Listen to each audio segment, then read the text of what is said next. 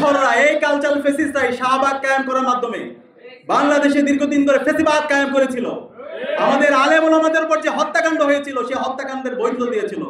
আল্লামা দেলোয়ার হোসেন সাঈদীর রায় পরবর্তী সারা দেশে যে গণহত্যা সংঘটিত হয়েছিল সেই গণহত্যার বৈধতা দিয়েছিল।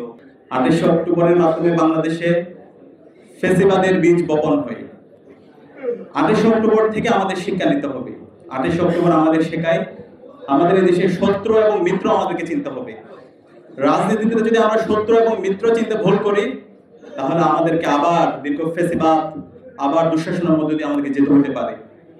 যে 28 অক্টোবরের মাধ্যমে খুনি হাসিনা বাংলাদেশে 16 বছর ফেসিবাদ কায়েম করেছিল, গুম খুন আয়নাগর তৈরি করেছিল, জাতীয় নেতৃবৃন্দকে বিচারিক হত্যাকাণ্ডের মাধ্যমে নেতৃত্ব শূন্য করার চেষ্টা করেছিল এবং বাংলাদেশের আবশ্যিক নেত্রী বেগম খালেদা জিয়াকে দীর্ঘদিন ধরে জেলে বন্দী রেখেছিল।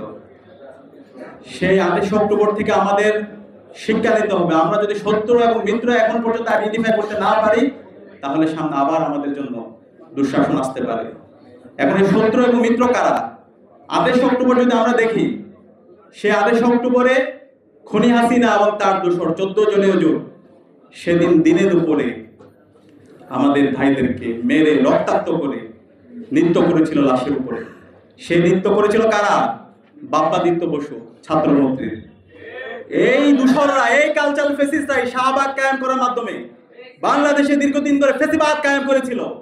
আমাদের আলেম ওলামাদের উপর যে হত্যাকাণ্ড হয়েছিল সেই হত্যাকাণ্ডের বৈধতা দিয়েছিল। আল্লামা দেলোয়ার হোসেন সাঈদীর রায় পরবর্তী সারা দেশে যে গণহত্যা সংঘটিত হয়েছিল সেই গণহত্যার বৈধতা দিয়েছিল এবং বাংলাদেশে যে ফেসিবাদ কায়েম হয়েছিল, খুনি হাসিনাকে ফেসিস্ট হতে যারা সহযোগিতা করেছিল তারা হচ্ছে এই কালচারাল ফেসিস্টরা।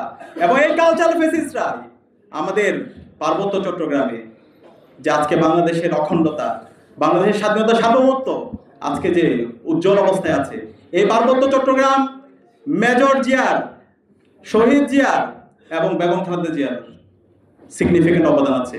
আজকে পার্বত্য চট্টগ্রামের সিকিউরিটি ইনশিওর করার ক্ষেত্রে আমরা শহীদ জিয়ার গুরুত্বপূর্ণ অবদান দেখতে পেয়েছি। কিন্তু এই পার্বত্য চট্টগ্রামের স্বাধীনতা, সার্বভৌমত্ব, অখণ্ডতা এবং বাংলাদেশের অখণ্ডতা নষ্ট করার জন্য এই কালচারাল ফেসিস্টরাই বিভিন্ন ধরনের ষড়যন্ত্র এবং চক্রান্ত করছে। সেখানে আমাদের এই শত্রুদেরকে চিনতে হবে। জুলাই বিপ্লবের পরে আজকে এদেশের মানুষ আজাদি পেয়েছে, এদেশের বাংলাদেশপন্থী মানুষরা আজাদি পেয়েছে।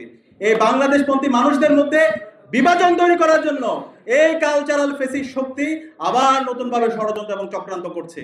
আমি সবাইকে অনুরোধ করব, এই 28 অক্টোবর থেকে শিক্ষা হচ্ছে এই কালচারাল ফেসিবাদের বিরুদ্ধে, কালচারাল ফেসিস্টদের বিরুদ্ধে, মুজিববাদের বিরুদ্ধে আমাদের সবাইকে ঐক্যবদ্ধ থাকতে হবে। আমরা কি পারবো? ইনশাআল্লাহ, ইনশাআল্লাহ।